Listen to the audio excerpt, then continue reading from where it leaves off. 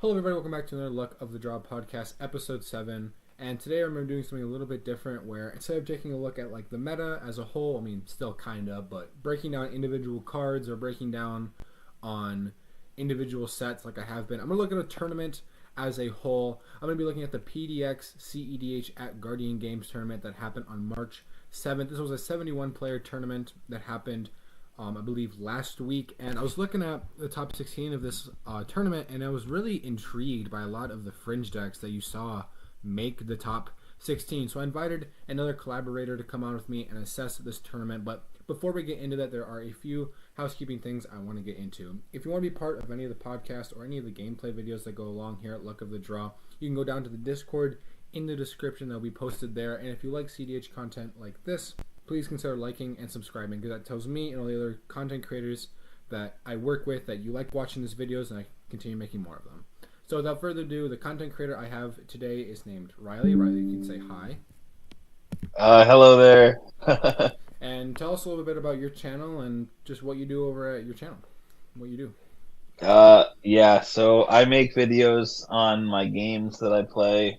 I like to record pretty much every game just to, in case that I need to check the footage, or we talk about like what people said on deals or just stuff in the past. And I have been playing a lot in the Crit League server. I finished in first seed in the February month there, and I just have a lot of fun doing stuff like that. So if you want to see my stuff, it's Riley CDH on YouTube. Cool, man. I know that a lot of other content creators like to record their games. It's a great way to assess yourself as a player, so that's a very good strategy for anybody watching who wants to try that. That's very, very good. So here I have pulled up is my screen right now of all the decks that made top 16. I'm not going to do a deep dive on this deck, but I do want to notice the 17th, the 18th, and the 19th are also kind of Fringe decks. Also, the 20th and 21st. We're not going to do a deep dive, but I do want to give a shout out to those decks that almost made the top cut, because you have like a Stella Lee that isn't super popular, and a Traxa, and a Rowan. I haven't seen much Rowan, but I do kind of like the deck. Have you ever seen any Rowan around in CDH floating around anywhere, Riley? Yeah, my friend Tilly plays it, and it's a pretty good deck, and she was in the top 4 in one of the recent crit leagues. I think it's not super popular, but definitely something to watch out for if you do see it. Yeah, that's definitely a strong deck to go for sure. So, as I've mentioned, I really want to deep dive more on some of these Fringe decks. So, obviously, we have our typical decks like Blue Farm, and we have Brogthras, and we see a Sisay and a Kinnan. I don't want to discredit any people. These are obviously strong decks. They deserve to be in the top 16. But there's so many other niche decks that made this tournament and were able to get to top cook that I really want to see why they did in the deck list that made it. So the first deck we have here is Sam Stiebeck's deck that he played. So the first deck we have here is Sam Stiebeck's deck. He's playing Tazri, Beacon of Unity. Is that how you say that? Probably. Probably. 4 and a white legendary creature, 4/6. This spell costs 1 less for each creature in your party, and then for all the colors of hybrid mana besides white, and then 2 for the other half of the hybrid. Look at the top 6 card of your library and reveal up to 2 cleric, rogue, warrior, wizard, and or ally cards from among them. Put them into your hand. Put the rest on the bottom of your library in any order. So this kind of feels like an Aldi's Sisay, where you're able to use your colors and find creatures. Anything like shouting out right away, or does this kind of seem like a good 5-color good stuff deck as I'm scrolling through the deck here, Riley? Yep, it plays Force of Negation, so it looks like they probably wanted to have, some interaction if they didn't win early. I see a Fierce Guardianship, so I'm definitely thinking there could be some mid-range plan, some kind of value in this deck yet, and then in the Polywog Prodigy, so definitely playing possibly a longer game. Yeah, and I don't want to say it's like a tribal deck, but you look at like the necessity to play clerics, rogues, warriors, wizards, and allies. And there's a lot more of that in this deck. Obviously, I don't understand like the party mechanic. I never really understood that. I do like the use of Tameo too, kind of outside of the command zone. I don't know what that would be necessarily used for, but it is a wizard you can get, and you can get lots of clues off it, so I guess it makes sense. Good tempo early game. Make some clues. Turn on Opal maybe. Yeah, that is true. Tempo early, plus the 0-3 toughness kind of keeps it around longer, so... Yeah, nothing super shouting out. I do love the burnt offering, because you are playing a 5-color commander, and you want maybe more access to red and black, which I don't really see a lot in the creatures, but definitely, obviously, black tutors, and you have like a Final Fortune and like wheel effects, which is going to be good. And then Banishing Knack, you're playing a lot of low to the ground creatures. As you can see, like I don't see a creature above 4 mana. You are playing like a 0-drop in Rograk and other early mana dorks such as Ignoble Hierarch and Tinderwall. So the Banishing Knack does seem like a pretty solid include for some on the board removal. So very interesting. A commander we don't see a whole lot. Like I said at the beginning when we looked at this deck, it's kind of like a knockoff Sisay, kind of, because you have the ability of spending all of your colored mana to put it back into finding the creatures that you need. You obviously see some of the most notable combos. Like I believe, yeah, you see a Breach, you see a Brain Freeze, you see a Lion's Eye Diamond. You also see Thoracle and Necropotence lines with Born Upon a Win.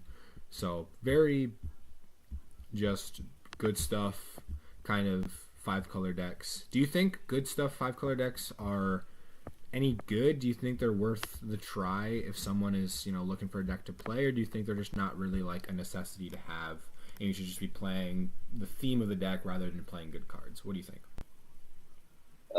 Some people just want to just branch out to play all 5 colors. Like I think that's what I noticed when I switched to Terra, which was my old deck.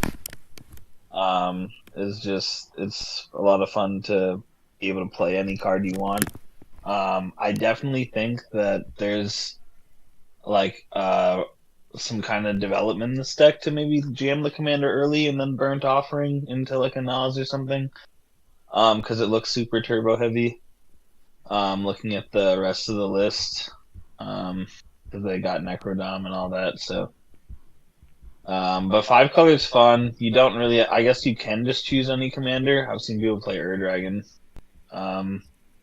So there is definitely some allure to that. Yeah, and it's weird to say that like 5-color is like a diverse strategy, but you're playing all 5 colors. You can play any card you really realistically want. So you can play a turbo package, kind of like with the calling the Weak and Dark Ritual, and any deck's gonna run Thassa's Oracle, but with how much more fast mana there is in this deck, you kind of want to get that out early with the Necro packages like Double Necro. But I've also seen 5-color decks where they're like more mid-rangey and they play more mid-range cards. So like it's weird to say that a 5-color deck is the most diverse. I feel like when you see 5-color commanders, but at the same time it like just kind of is. At the same time, because of how much flexible cards you have to use. Like that's just kind of stupid, but like I look at 5-color decks and I'm always just like, it's the same thing over and over again. It's like it really isn't. So it's really weird how you can assess these 5-color decks and see them in tournaments. So any other final thoughts about this deck, or we pretty much hit all the... Yeah, it kind of speaks to me, kind of like looks like it wants to be a farm deck, like 5-color farm. Yeah, I'm kind of seeing it now, like some of these slower value pieces, just like the Polywog Prodigy sticks out to me. Like they wanted to, if they did not have Wind in hand, just draw a couple cards before they won.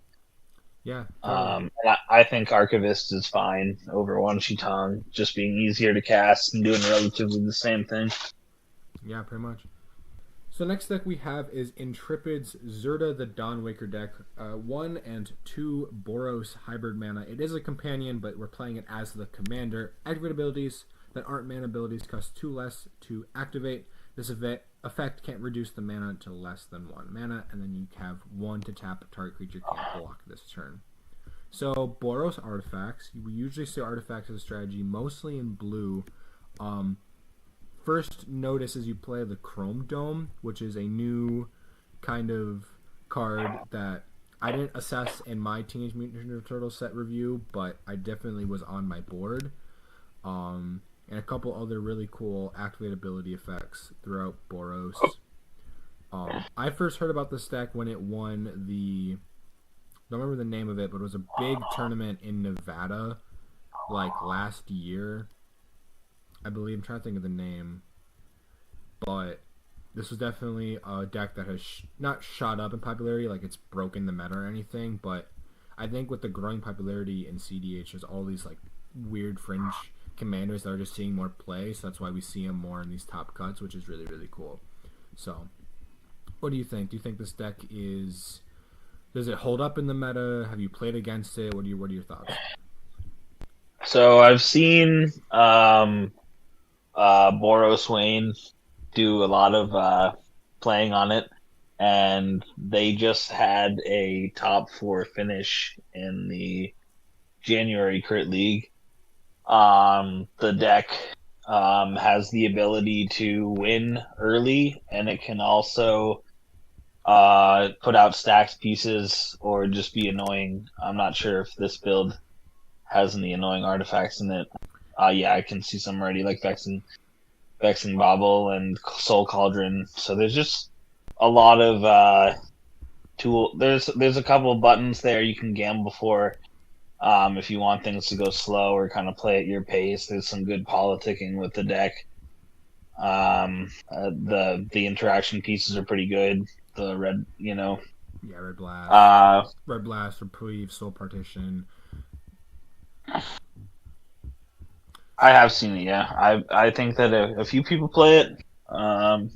It's probably a pretty fun list. I basically Kinnan and red and white without the crazy mid-range ideas. Yeah, no, I definitely hear a lot of, like you said, it's basically Kennen without its colors, and I definitely hear a lot of people like who are Kennen pilots sometimes say that like I wish Kennen had access to more colors, and this is basically that because artifacts obviously have a lot of activated abilities, and you're able to cheat out kind of like costs by reducing them and saving multiple mana per turn. So that's a really good way of thinking about it as like just Kennen without its colors. Because you obviously still have the infinites with mana rocks, and you have ways to make tons of mana and tons of ways to copy things. Like you have the Cogwork Assembler and the Chrome Dome, like I mentioned earlier on from the newest TMNT set. So overall, I think this is a really, really cool list. I definitely don't. I don't expect to see more of it going into a 2026 meta, but I do. It's definitely, when I see it, I'm definitely not gonna like push it to the side and be like, that's not the problem. This person is just. I'm not gonna like get it out of my mind right away, or if I see it at a pod, I'm definitely gonna be able to like say like that's a deck, that's a very threat. Like it's gonna be a threat at a table, and it's gonna be able to do some damage. So. Do you think this deck is, I mean, kind of maybe dumb question, but you said it kind of gets out early, but it also can go into mid-range. What percent do you think, do you think it's more of like a faster deck, or do you think it's more of like a slower deck, or do you think it's just kind of like right in the middle? I think that if they want to, they can go quick, but depending on the list, they can choose to mulligan for, some other starts. Like I think that getting a Vexing Bauble out is a good tool in the right seat. But yeah, I think it's generally if they want to go quick, they can go super fast in this list. I mean, ideally, turn 1 they can go like Ancient Tomb into the Grim Monolith, or just like Soul Ring Grim Monolith, or just anything there, and then somehow they can make mana for Zerda on the second turn, and it's just game over. Yeah, no, the ability to kind of break those monoliths, just like how Kennen does, is very, very effective.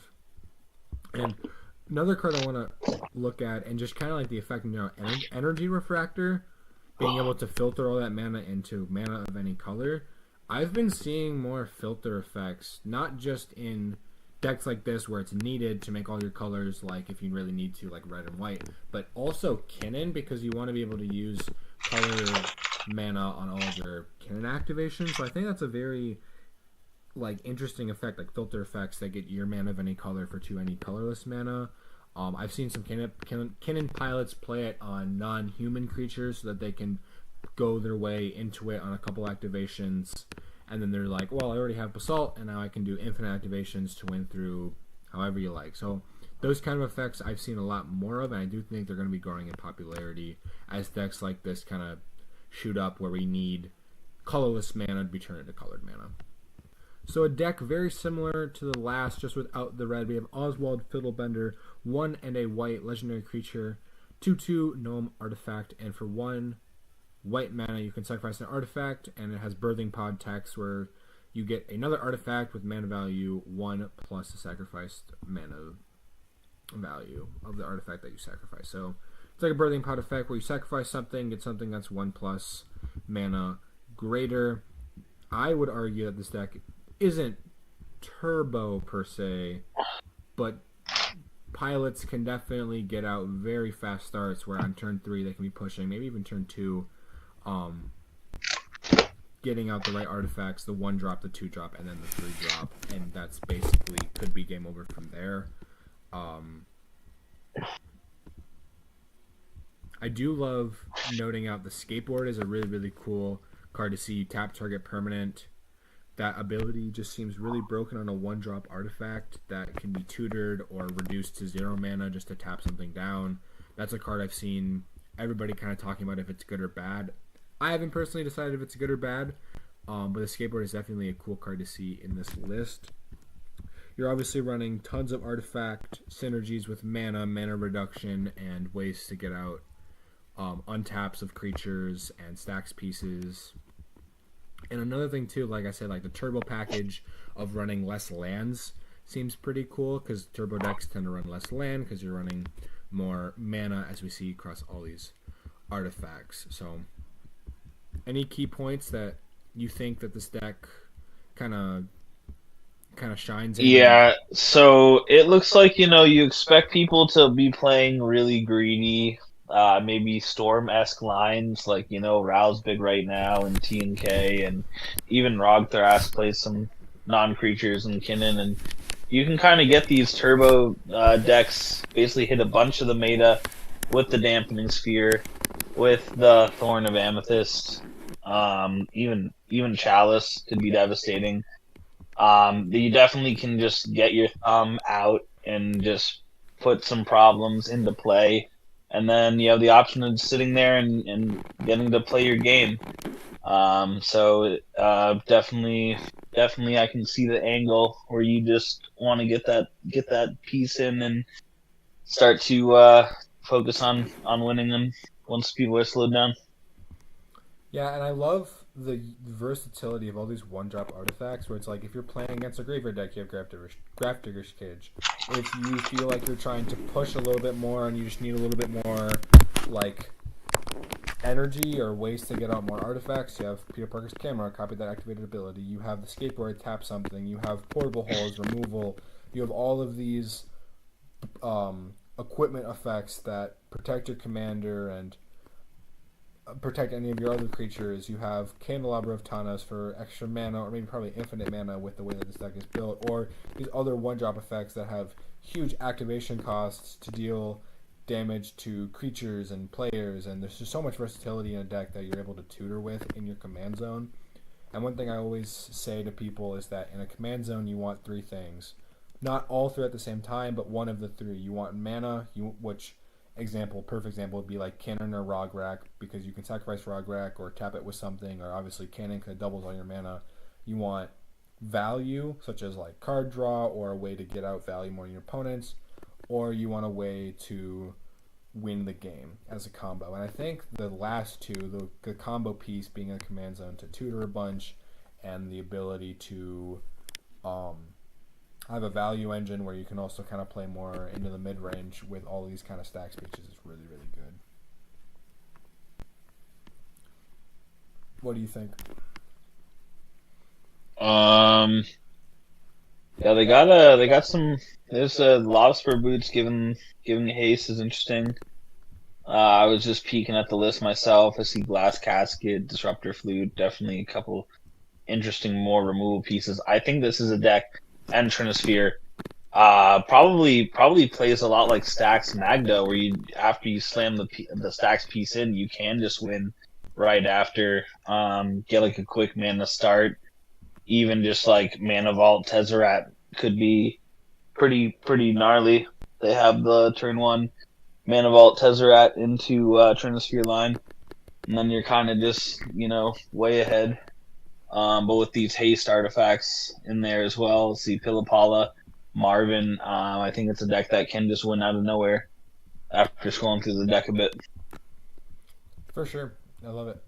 Here we have Tanner Bark's Kenrith list, one of 2 Kenriths that was able to make the finals. One thing I always find interesting about Kenrith is that I want it to be like a 5 colors good stuff, kind of like the last one, but you see so much niche interaction and cards played in these kind of decks like Kenrith, because you have so many activated abilities on it that just kind of change your play style. So Kenrith, if you don't know, the Return King, 4 and a white legendary creature with 5 activated abilities. It's a human noble 5/5. For a red, all your creatures gain trample and haste. For 1 and a green, put a +1 counter on target creature. 2 and a green, target player gains 5 life. 3 and a white, or 3 and a blue, target player draws a card, and then 4 and a black, you put a creature card from your graveyard on the battlefield under its owner's control. Kenrith definitely seems like a deck that went really down in popularity after some of the bans because of like the fast mana and the use of fast mana. But I have seen a little bit of it around. I just love looking at Kenrith lists because they always seem really like weird. I don't know why, but when I look at a Kenrith deck, it's like I wouldn't expect any of this to be played in a normal CDH deck. Well, not like a normal CDH deck, but like all together kind of at once. Like I wouldn't expect a Wargate to be playing along a lot of these normal sorceries that you see in a lot of other good stuff lists, or like a Zur the Enchanter to probably tutor out one of these 3 artifact or 4 enchantments in any regular deck that could run Esper colors. So thoughts on Kenrith and just kind of its weird playstyle?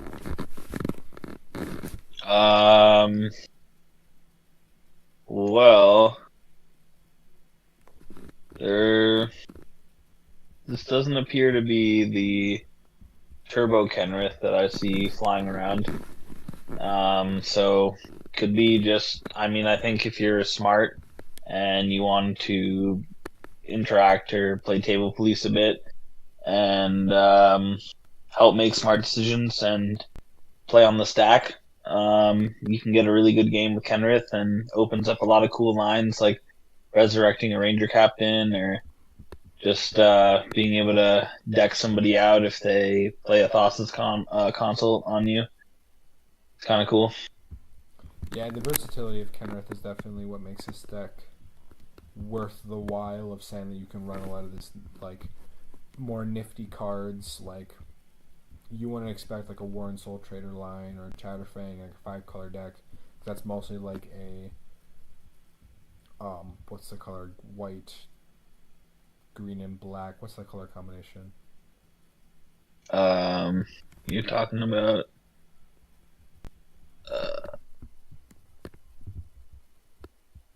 Abzan.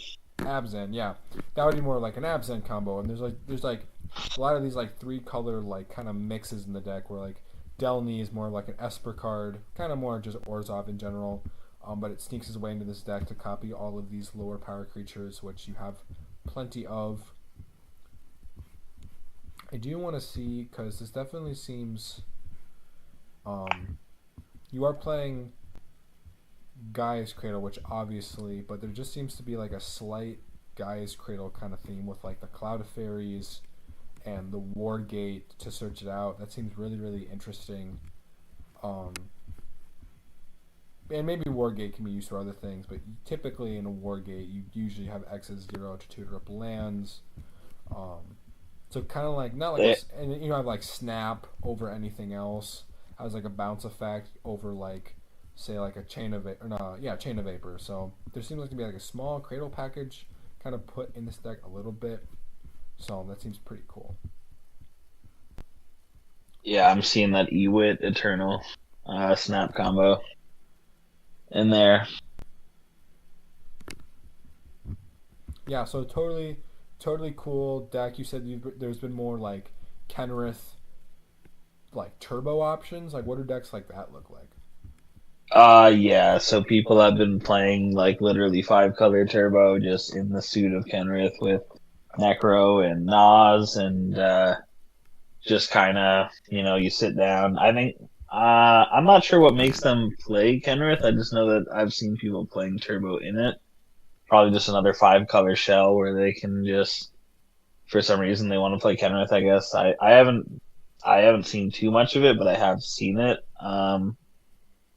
I think the guy who literally, there's a guy in Crit League who puts on he's got a voice changer, runs the Kenrith Discord, and I think his deck is turbo. Would you say a Kenrith turbo deck is kind of hard to play against, or is it like just like typical turbo where it's just like it's coming? I do think it does just win out of nowhere. Plays very greedy if they're playing turbo. Yeah, probably just trying to early Necro and Oz in that deck. Which weirdly you say that, and there's no Necro or any sort of fast play in this deck at all. This seems much more on the back pedal. I like to go slow, play reasonable, tell people to play smart magic kind of magic, which I've seen as well, kind of mid-rangey or very mid-rangey, which this deck just does well at. You have card draw and giving your creatures haste in the zone. Totally. So super cool deck list to see here. Maybe a little bit off of the normal Kenrith that Riley has said he has seen. Maybe more of a turbo option. We have one more Kenrith deck, and I do want to see how they compare against each other, because we have Jacob Long's Kenrith deck that was able to win the tournament going 5-1. So obviously same commander, but if we look at this deck list, I already see a couple of changes. You see more stack spaces, you see a dual caster mage, you see a Deadpool, a stunt double, Wandering Archaic, Niv Mizzet Perun, Flesh Duplicate, which isn't too out of the ordinary, but you see some of the other stuff. Aven Interrupter. Moving down more, you play Flash Photography, which has been a little bit more Reanimate. Cloud Shift, which is really, really cool. I always see Cloud Shift more than Ephemerate, and that always throws me off, because Ephemerate as itself is just a better card, but I think it's just because Cloud Shift is an instinct. So I think Ephemerate's a sorcery. Ghostly Flicker, able to flicker a couple other things. Yeah, this deck seems a little more like creative in a sense. So while looking at this deck list, anything that jumps out at you, anything that just kind of like surprises you, this obviously seems like a very similar game plan, but just kind of different cards. So what do you kind of think of these bigger creatures, different slower game plan? Well, there's definitely some top end, some like if you can just get a Niv Mizzet out or Wandering Archaic, you can look to just really just take over the middle of the game. See Flash Photography. Looks like it wants to play a little bit of that. Kind of like what people made Ragishy to do, which is just get a million Ristics or Tides out. Plays Necromancy, so probably some Entomb combo there. Not sure. I guess with Kenrith, there's just some. Yeah, probably just the line is you have the Warren, and then you can just Entomb the Chatterfang and reanimate it. Or just, instant speed win that way with Necromancy. So some ways to a bit more sophisticated, like with just some, you wouldn't really see this coming kind of button and win over the stack, or just do some kind of interesting stuff in this list. And then also Aven just randomly hits breach lines too. Yeah, Aven Interrupter is a super cool card in this deck. I think it's kind of, I mean, if I was to talk to the person, I feel like out of all these cards, I feel like Aven would be like kind of like an all-star, they probably would say. The Flash, the ability to exile target spell. I mean, they can cast it for later, but just like an instant speed creature body that works really, really well with your copy game plan, because you're obviously playing cards like Displacer Kitten and Stunt Double and Clever Impersonator to maybe copy it. So creature counterspell, basically. Like, you're able to make copies of things and blink things a little bit more, because you also play Dual Caster Mage and you play Cloud Shift and other ways like Ghostly Flicker, and maybe sacrificing it to a Eldrith Eldritch Evolution to be able to instant speed getting back with Kenrith seems really, really good. So Alien Interrupter seems like a really, really good use in this deck. And probably, like, if I was to look a little more into the games themselves, there probably was a key point where Alien Interrupter came up if this deck was able to win the finals, because that card seems so good in a deck like this where you play all of this kind of like duplicate everything kind of game plan.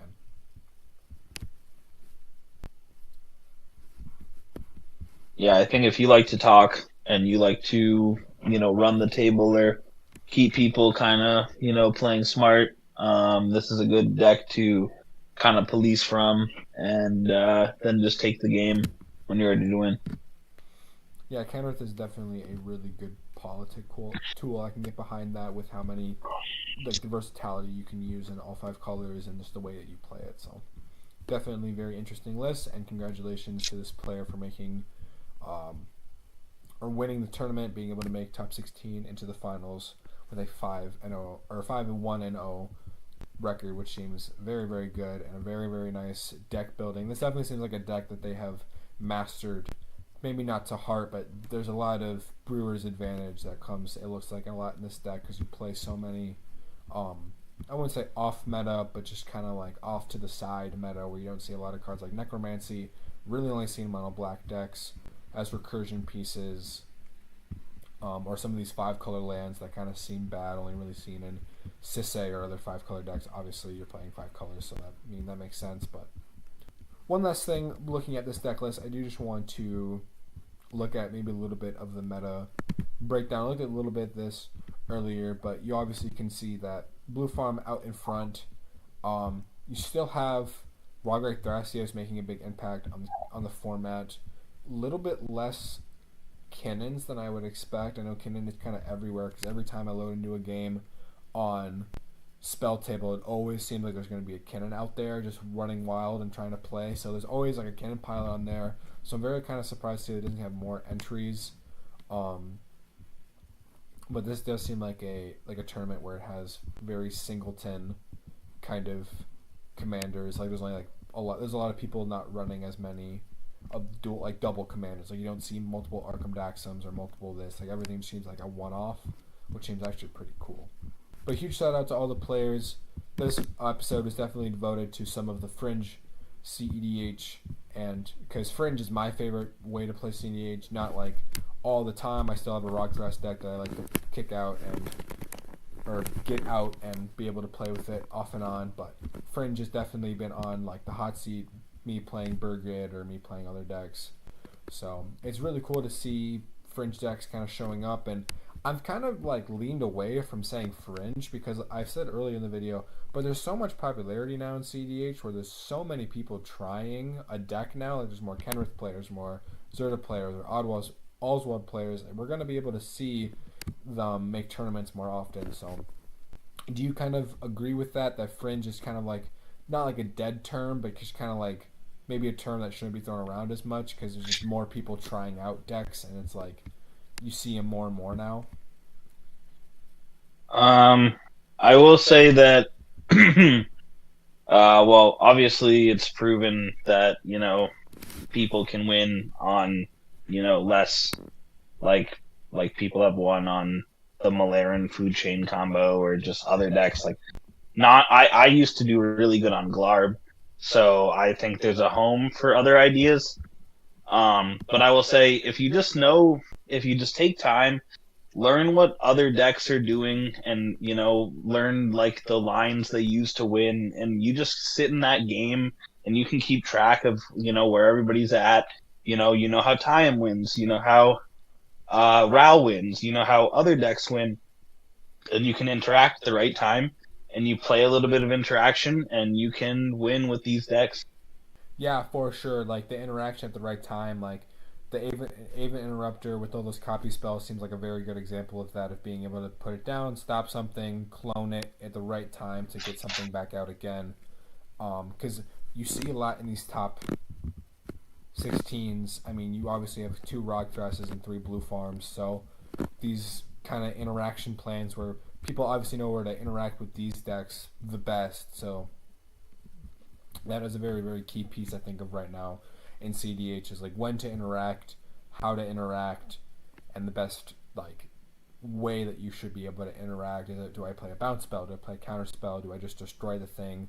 That is all very, very key factors of how Fringe decks use their kind of advantage of maybe different combos and different cards to sneak out wins in tournaments or just individual games, or be able to kind of rise a little bit above the rest of the plane that is just like the current like standard like tournament CEDH kind of meta. So any other thoughts kind of looking at this, or maybe other tournaments that you've seen with more kind of lesser known commanders? Any kind of last minute I'm in the VV Discord, and a lot of people want to play that deck.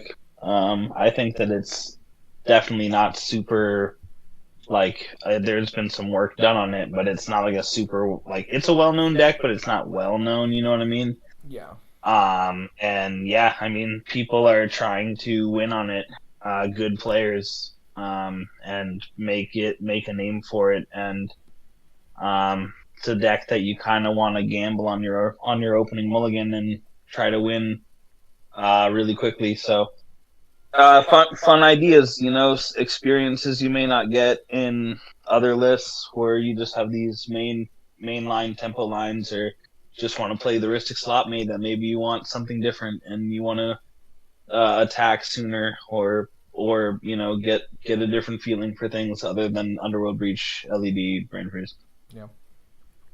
Well, thank you so much, Riley, of course, for coming out. I know kind of contacted you a little bit last minute on this video, but I'm very, very excited. I very, very appreciate a lot of your input. You seem very knowledgeable, and congratulations on your Crit League win. And you definitely have had very, very insight and a lot of thoughtful things to say about these that I have thoroughly enjoyed you hearing and seeing the way that you kind of view the game, because as a person who isn't necessarily new to CDH but is new to actually playing it, there's a lot of things that I don't realize that maybe someone like you do. So I really appreciate you coming out and willing to do this. I know that maybe it's going to upset people, because I know Comedian MTG does a lot of tournament breakdowns. He goes through every deck, but this one really just caught my eye on a lot of the Fringe strategies that I saw, like a double Kenrith in the finals, and Oswald and Azurda making top 10, and then obviously this Tazari Beacon of Unity deck sneaking its way into the top 16. Yeah, you're very welcome, man.